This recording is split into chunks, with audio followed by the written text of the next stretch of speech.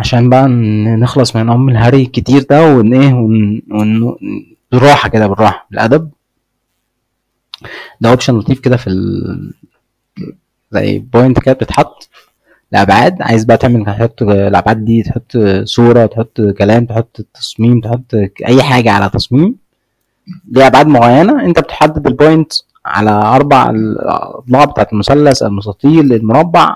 اصل لا، المربع مفيش مستطيل هنا، مفيش مثلث هنا، هي مربع مستطيل. المهم يعني تحط الابعاد بتاعتها على الابعاد اللي انت عايزها عشان تديك نفس زاويه التصوير اللي مصور بيها المنتج ده. الابعاد دي اتحطت على الخطوط اهي زي ما احنا شايفين كده الادب. وبالراحه هنلاقي ان خط من الخطوط اللي في نص المربعات دي ماشي مع ايد امام عاشور، مغطي واصل ايد رجل كعب رجل كابتن عبد الله سعيد. بالمناسبه عبد الله سعيد هو المغطي الاوفسايد، مش كابتن فتوح. فالشقلبه بقى يعني دي ردا على كابتن رضا عبد العال. رضا عبد العال اهو ايده مغطيه التسلل عشان الخطوط دي ماشيه مع ابعاد الصوره اللي متصور بيها، الفيديو اللي متصور بيه، الكادر اللي واخد بيه الكادر كل يعني الابعاد دي المربعات دي بتمشي مع ابعاد الملعب عشان هي واخده نفس الاكشن بتاع الابعاد دي عشان استخدام. لو انا حطيت حاجه على الملعب دي تتحط بنفس الابعاد دي عشان ما يبقاش فيه اختلاف. انا بستخدمها في منتجات او حاجه. الواحد زي والله انه يشرح بديهيات.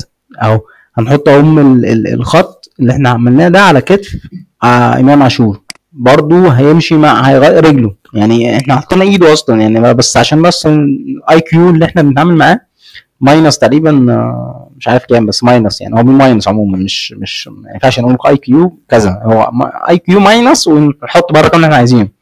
راس امام عاشور مع رجل عبد الله السعيد مغطيه، ايده مغطيه. يعني مش عارف يعني الواحد يحطها فين، على رجل عبد الله، على رجل امام عشان نقول انه امام بره الموضوع. انا مش فاهم يعني. هو في حد تسلل اوكي، بس الكوره ملوش علاقه بيه خالص. انا مش عارف مين اللي واقف هناك، تقريبا كهربا. لا كهربا كان واقع ورا، مش عارف مين اللي قدام ده، بس في النهايه ده بيفيد عن الكوره. يعني لو هو دخلناه في الصوره باي شكل من الاشكال خد يعني هنقول انه خلقان اللعيبه يعني عشان نحتاج تسلل. مش عارف والله الناس بتعمل ايه اهو عشان نوضحها اكتر. اهي بص، هتمشي واحده واحده مع اي خط من الخطوط هتتظبط معاك اهي. هي غصب عنها، هي خلاص واخدة الابعاد بتاعت الصوره دي. في اي خطوه هتمشيها اهو 18 هتمشي، هتحطها على خط من الخطوط هتمشي، هتلاقيها ماشيه على الخط، هتحطها مع الخطوط هتمشي، 6 هتمشي، المرمى هتمشي، هتلاقيها هي نفس الابعاد مش هتتغير. مش هتلاقيها تعوجت شمال ولا يمين، لان ده افكت بيديك نفس الابعاد بتاعت الحاجه اللي انت حطيتها. لو انت عايز توسع شويه وغلطت وانت بتعمل وما جاتش مظبوطه فبتوسع شويه فبتبدا تحافظ على الابعاد بتاعتها، الابعاد اللي هي محدداها بناء على الصوره اللي انت حطيتها عليها. او لو هو ما ينفعش تتعامل معاها بفيديو لان ده فوتوشوب. طب نعمل التجربه بقى بتاعت الاخوه الاعداء اللي كانوا بيحطوا مربع ومثلث ويقول لك اهو ده بره ده جوه والبار ده نصاب. هنحط لكم خط اهو على خط ال 18. يديني لون ماشي احمر حلو قوي. ينقل بقى الخط ده زي ما هو كده المستقيم ده على اي حته بلح. ده اللي بيعمله الاخر عليه، يروح عامل لك مربع ويقول لك اهو اصل هو جوه كده ما ماشيه مع ما هي ال 18 ده.